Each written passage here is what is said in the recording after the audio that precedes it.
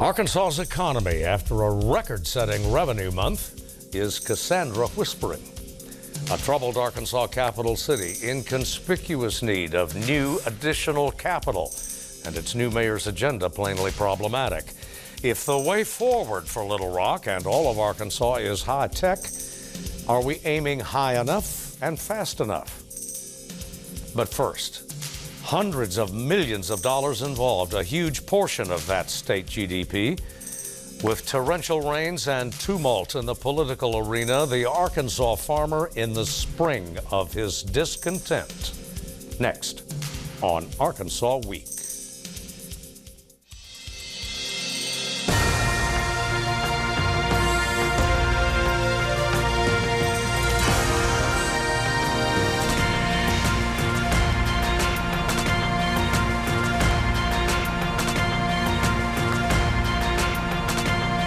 Support for Arkansas Week provided by the Arkansas Democrat-Gazette, the Arkansas Times, and KUAR-FM 89. But with the rain that we've had, we're pretty much on a month delay.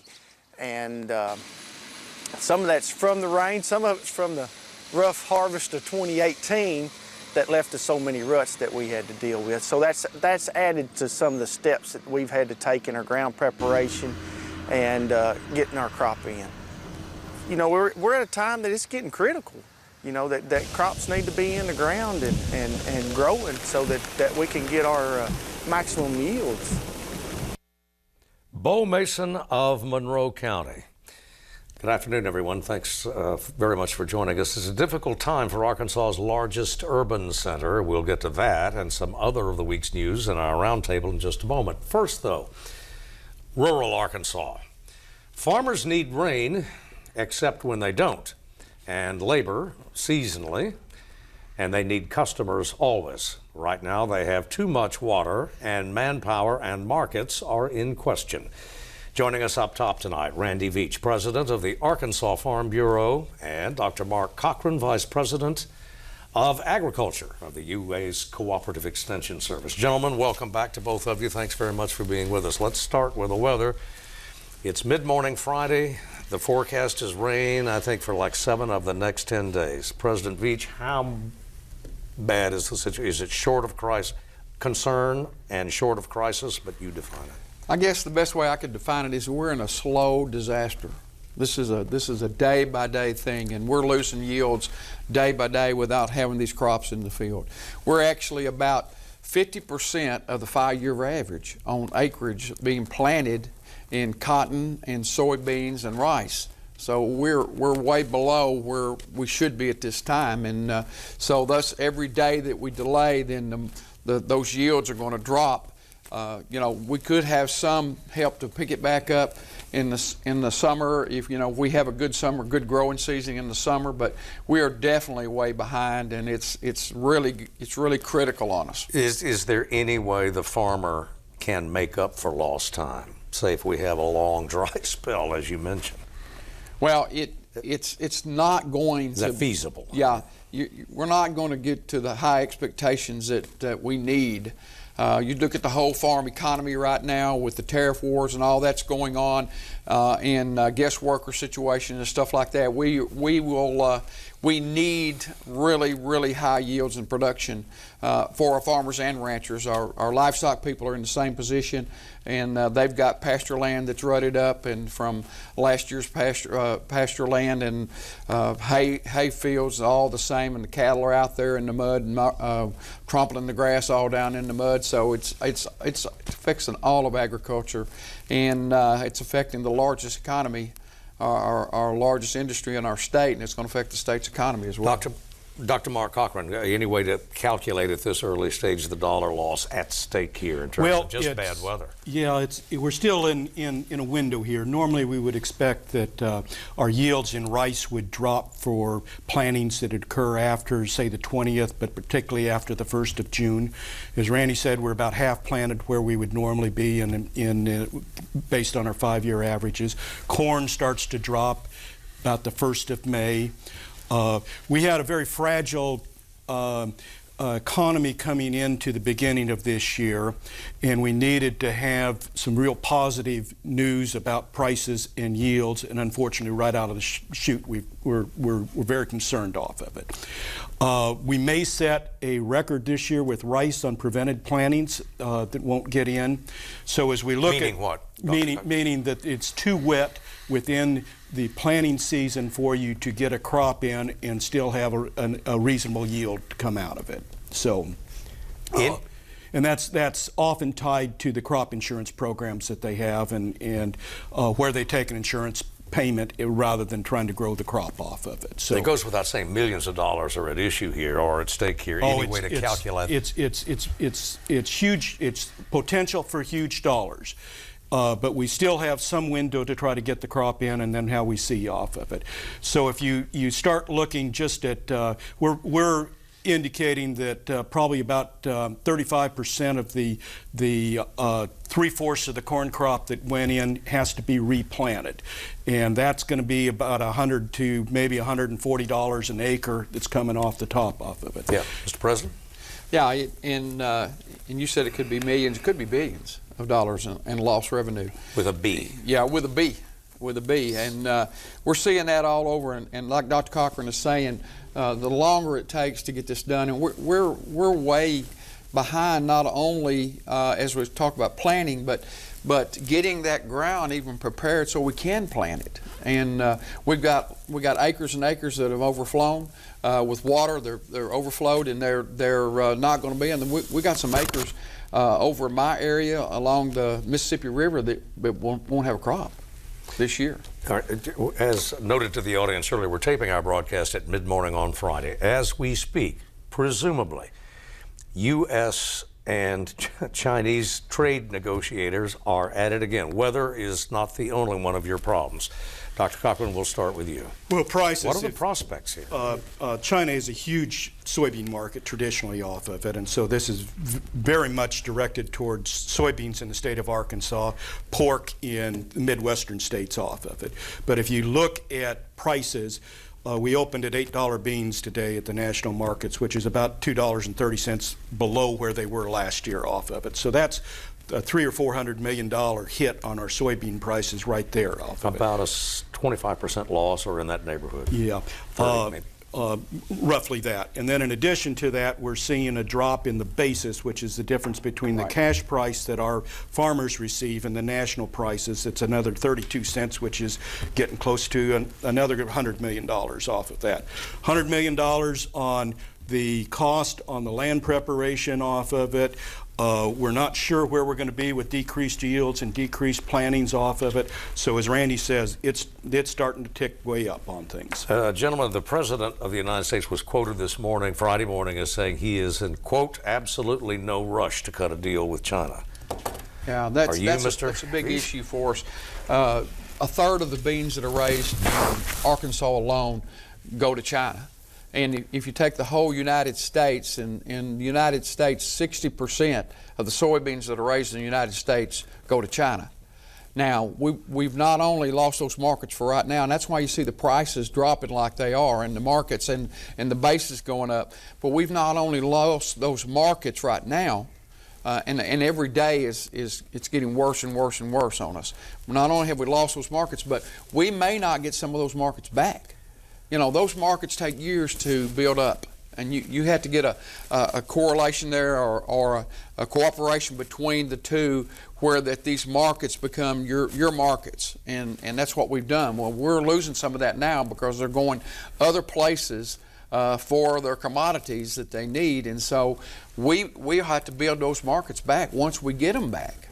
That reputation is a reliable source, and not encouraging our trading partners to look for alternative sourcing is very, very important for not only China but for Mexico and Canada in terms of our NAFTA and USMCA agreements as well. Also, Friday morning, Mr. Trump promised that he would pump additional money into the farm economy in terms of higher payments along the lines of what he engineered last year to compensate for trade losses. Market facilitation program, and it was greatly needed and appreciated, and we actually need another one. now, because this trade war with China is continue to go on, and so we need another market facilitation program to keep our farmers going. And it's a very difficult situation. We don't have USMCA ratified yet. We still got that up in the air. We're working with deals with Japan and the EU and the UK and Brexit. You're talking about Canada mixing what's been known as NAFTA. Yeah, it was known as NAFTA, which is USMCA now, but former NAFTA. So those things are still uncertain, and we're looking at a terrible planting season. We can't get the crops in and things like that. And on top of that, the market prices are gone down, and we're still not putting any of these trade agreements to bed. We've got to get some stability in the economy of our agriculture, which is the largest economy in our state. We've got to get some stability there, or we're not going to continue to go on and have what we have, and it's not going to be that huge economic engine that it is if we don't get some stability. Steve, there was one thing I think that was noteworthy in the Trump announcement off of it. Remember that we've got connections from one growing season to the next, and we have large stockpiles of soybeans that have been grown in previous years that are putting downward pressure on the prices. Part of the Trump announcement here was to do purchasing of some of the soybeans that then would go to help some of the countries that are facing some real hunger issues off of it. But we have to get those stocks down as well, so we don't have that year to year buildup of that downward pressure. So we'll see what comes out of it, but at least some excitement on that announcement. A bit of time remaining, if I can move on to another issue, and that's farm labor, seasonal farm labor. The H-2B thing's still up in, well, Mr. Trump did allow, or says he will permit, raised it, I think, another 30,000 visas. Is that going to make a difference? Well, yeah. Are you satisfied? That can help. Well, I think that what we're looking for and what we got to have is a workable guest working program for agriculture. In Arkansas right now, we're at 3.7% unemployment, which is one of the lowest we've had in a long time, unemployment. And so there's not that many workers out there. And a lot of those workers of that 3.7% are really not actively looking for a job, and some others will not take the jobs that we have on the farms. So what we see here is we've got to have this guest worker program. It's got to be one that works. And actually, when you put all the expense together with those guest workers, it cost us about $18 an hour. That's about what it cost us to do. You have to, there's $1,000 that comes into play just to get the paperwork done for those workers. But we got to have those workers. Dr. Cochran, I'll give you the last word. Yeah, the supply of our labor, and particularly with the skill sets that we need for modern technology, is a long-standing issue off of it. So any of the changes and reforms at immigration are going to be watched very closely by agriculture. And this is across the board, from our row crops to our livestock production into our poultry industry and the food manufacturing sectors, transportation. It's a broad issue here for Arkansas agriculture. More than we can cover in the time we have. Gentlemen, I hope you'll come back soon and give us an update. Thank you. Great. Thank you very much. The roundtable in a moment.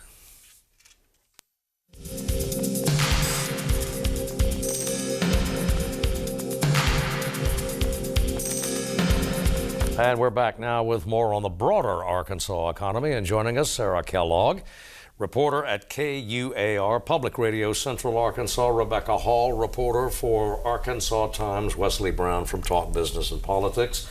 When the government releases economic data, usually you wait 2, 3, 4, 6 weeks, and Wesley, there's a revision. And in this case, the result is not devastating, but it's less than encouraging. Yeah, the fourth quarter of 2018, those numbers came in. Arkansas's GDP numbers came in, the revised number was 1.5%, which was well below the national average, which was 2.2%. Generally, Arkansas falls a little bit behind the rest of the nation, or in the case of job employment numbers, a little bit ahead.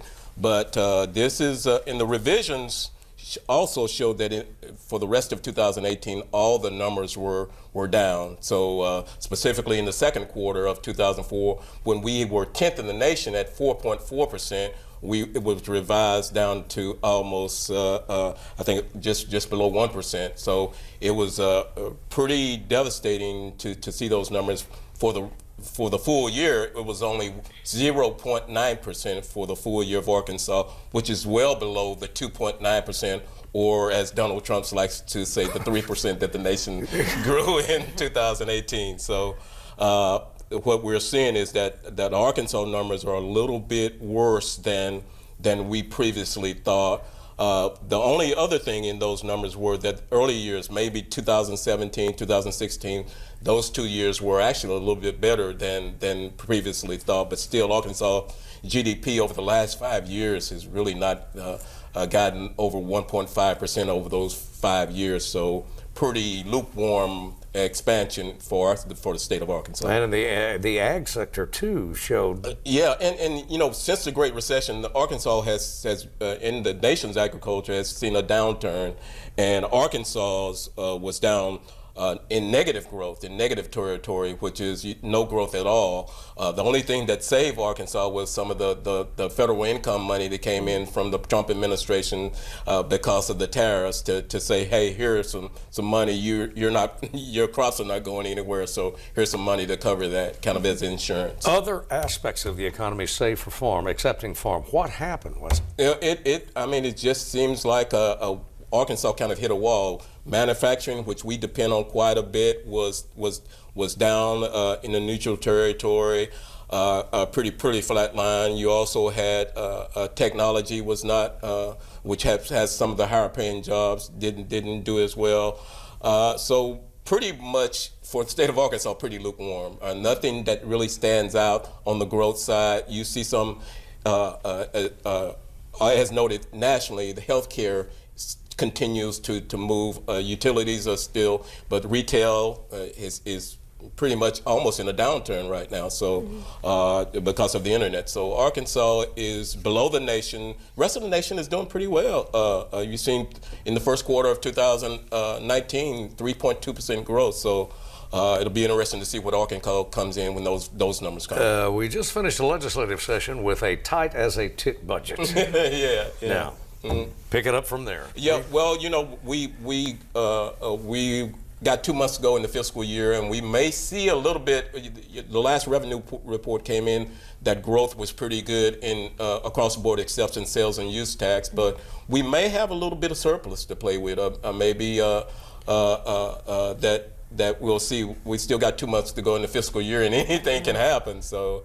Arkansas is just moving along with nothing really bad, but nothing really good. So the tech sector, though, are we lagging? And there was some news this past week out of Little Rock. Yeah, the Little Rock Technology Park is still moving towards its second phase of its a downtown technology park, but you know they don't have financing for it. Number one, plus the ability to attract a big anchor tenant it's been a problem. You to anchor a technology park, you see in other cities, generally they get a big company to anchor that growth, and then you get those smaller companies to come in and feed off of that. The Arkansas Little Rock Technology Park has not seen this, but they're going to try to move into the second phase of this. The phase one building is completely fully occupied, but they're smaller tenants, not really.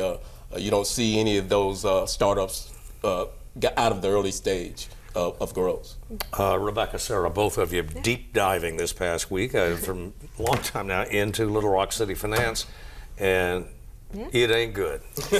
It ain't good is a pretty good summary of where we're at with the city budget. So to be fair, this budget was approved by former Mayor Stodola and the board of directors before Frank Scott even took office. But what Scott is faced with is a city budget of around $210.6 million. And that is along with a $7 million budget deficit inherited from the 2018 budget.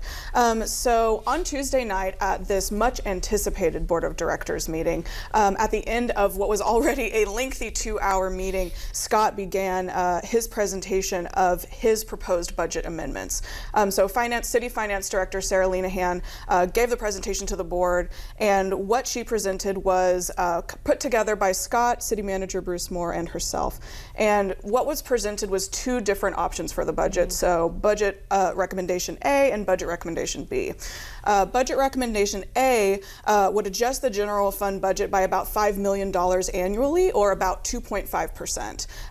And budget option B would adjust the budget by significantly more, by $7 million, and about, I think, 3.5%. And so that 1% difference between those two budget options is a pretty significant one.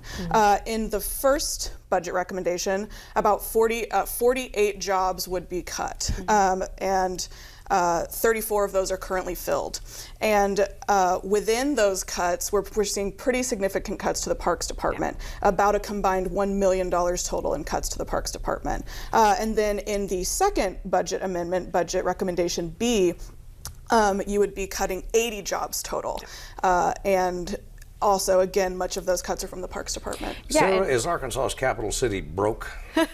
Well, I wouldn't go as far to say that, but going on, Rebecca's within, it seems like the Parks Department's really getting a big hit with this budget. I mean, with the first one, which is the 5.3% cut, 23 of those positions are from the Parks and Rec Department, which within 17 of those jobs are already filled. So, and the mayor said he notified those that might be facing those cuts, so they might be aware that they may or may not keep their jobs. But it just seems that he said that he's inherited this and he's just trying to do his best to move forward. Yes, and sorry, Scott has been very open about the fact that, he has said multiple times, this is going to hurt. These cuts, no matter what, directors aren't going to be happy, city employees are not going to be happy, and so he's really tasked with trying to minimize that harm in the way that he can, but trying to be very realistic about what he's going to need to do. Yeah, and in the budget he has basically there's no funding for any new initiatives, and some of the things that he's really been promoting is safety, and one of the first initiatives of that is police body cameras, and that's something, And getting back to your question of is the city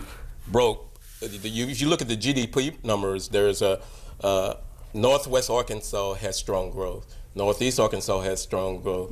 Northeast West Arkansas has strong population growth. Northeast Arkansas has strong population growth. In Central Arkansas, which is the third anchor of the state's economy, there's been basically no growth, flat growth, not negative, but just flat growth. So we're just moving along, and you're not going to see substantial revenue come in. We've had some job announcements, but we've probably had more cuts than job announcements. So it's going to be difficult to continue along this $210 million annually. That may come down to $200 million. All the growth is in the surrounding counties, retail and in terms of population. Where does that leave the city? Arkansas's capital city needs new capital. And it needs new dynamic. We talked about Little Rock Tech Mall. We need technology growth. Those jobs, professional services jobs that pay higher wages. And the problem that you always going to face is getting those technology people to move to Little Rock, you got the issue of crime and other issues. So the difficulty is for Mayor Scott to be able to attract jobs and create a climate of growth in Arkansas, in the central city, in Little Rock and Central Arkansas, and that keeps those jobs in Little Rock. But Northwest Arkansas, Northeast Arkansas, Jonesboro, they have dynamic growth in those communities. Yeah, and you're talking about crime, and that's kind of the thing that Frank Scott, one of his key policies, something he wanted to do was hire an additional 100 police officers. So with a budget like that, he's acknowledged that might not happen this fiscal year. So it's this kind of, I'm sorry. Oh, no, go right ahead. But it's kind of this paradox of wanting to promote the city, but having to spend money to make money, but there's no money, for that. 4.5 months in office now, Mayor Scott you came in with an agenda. Do we have a sense of where he is with the city board, or where the board is with him? Judging by the reactions of the board directors on Tuesday evening, I think that a lot of them are unhappy with the proposed cuts, specifically what those cuts are going to be. Dean Compuris has been a real champion of parks in Little Rock, so has Cappy Peck. Both of them expressed concern about what it means to cut funding to, Little Rock, a city within a park. And so they're upset about that. Dean Compuris, who's normally a pretty quiet presence on the board, he spoke for several minutes about he wants to see what he's calling an option C rather than budget recommendation A or budget recommendation B.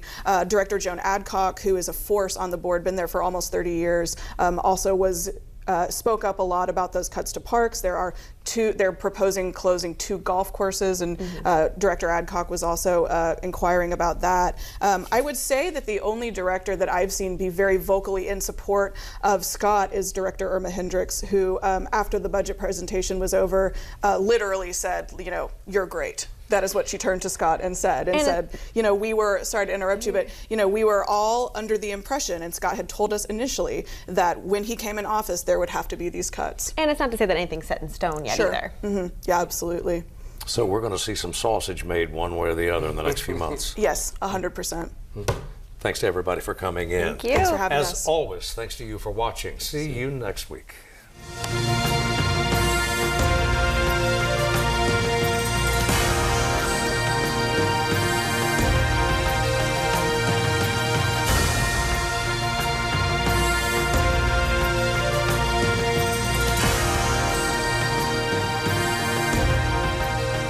Support for Arkansas Week provided by the Arkansas Democrat-Gazette, the Arkansas Times, and KUAR-FM 89.